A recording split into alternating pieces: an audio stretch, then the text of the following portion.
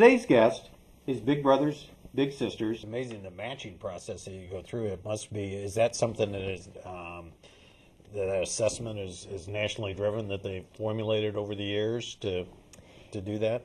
Interestingly enough, here locally, we have a marriage between our national recommendations and some local research and data that we've done. And our national is very intrigued with our methodology and is actually looking at borrowing it, if you will, and incubating it as a pilot. Because we really do study longevity of match, attrition rates, motivations of volunteers, why matches close, and then we really incorporate that into the sales side and the recruitment side and setting expectation. It's very much a business strategy, but it helps us do a lot more of the fun stuff. Well, you mentioned that it wasn't intimidating at all, that it was, I'm always intimidated. I'm Myers-Briggs. Which circle do I fill in? And, it's kind of like, what am I doing here? No, the actual process isn't intimidating at all. I mean, it was actually fun because you reflect on who you are. Some of those questions you don't go through every day. It's like, oh, yeah, KDP, I know who that is. But, boy, you get to think about your interests and your likes. What do you do with your spare time? And I just do it. I don't get to think about it. So going through the process and filling out the forms and then going through the interview with the staff member, I thought it was fun, and I found out more about myself. I can speak to my matches. They're perfect. I mean, the first time I went and met my little sister, it was like sitting down with me at 13 or 14 years. I mean, it was just, we had a questionnaire, an icebreaker game and things. It was, what's your favorite this and what's your favorite that and what do you do? And we answered almost all of them the same, and it was really weird. I was like, wow. I mean, we both grew up differently and got to where we are differently, but our interests were the same, what we talk about was the same, so it was really neat.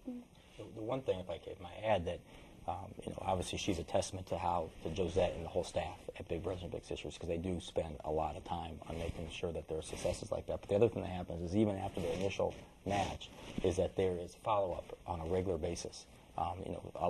Very often at the very beginning, but then on a regular basis thereafter, to make sure that the match is still healthy and that the big and the little is still receiving what they want out of the relationship and moving forward, which again goes to helping and make sure that relationship lasts for a significant period of time, and we're not always trying to rematch people, that they are a very good match.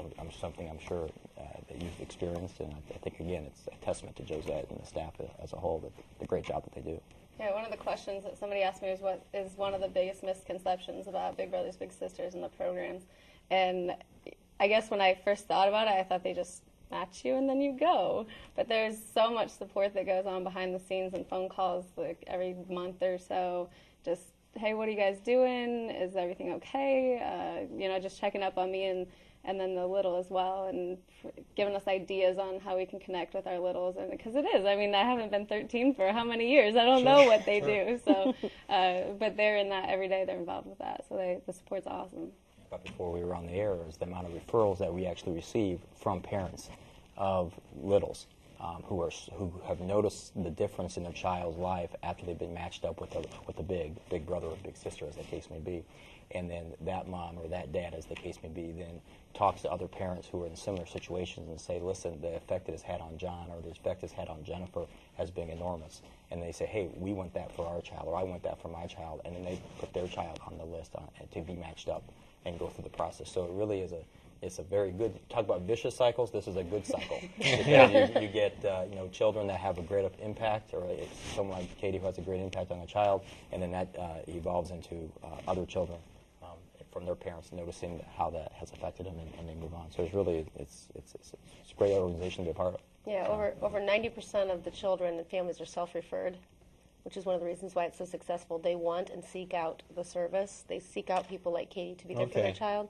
And that's what Joe's talking about, is parents see their neighbor's child doing so much better, and they say, what is going on? And they say, oh my gosh, he's a different kid since he got his big brother, or she's got a better attitude since she's got her big sister. And our waiting list has gone from 144 10 years ago to 600 and just over 630 just before I came here. So does it take